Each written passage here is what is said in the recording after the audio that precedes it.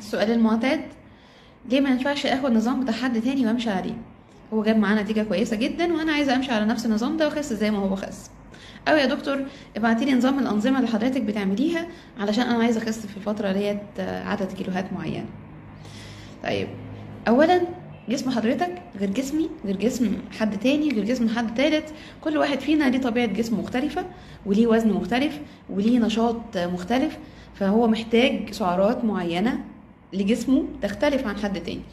وبالتالي انا ممكن اعمل نظام كويس جدا جدا لواحد مناسب لجسمه وللسعرات اللي هو محتاجها، ولما حضرتك تاخده ممكن يكون السعرات دي اكتر من اللي حضرتك محتاجها، وبالتالي انا جسمي ممكن يزيد مش يخس، او ممكن يكون قليل قوي قوي اكتر من اللي جسمي محتاجها، فالحرق عندي يبقى اضعف مش اقوى.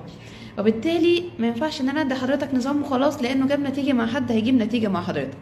كل واحد فينا ليه عوامل كتير قوي مؤثره على الحرق بتاع جسمه، وبتؤثر كمان في حسبه ان السعرات اللي هو بيحتاجها خلال اليوم، وبالتالي بتحكم طبيعه النظام الغذائي اللي هو بياخده.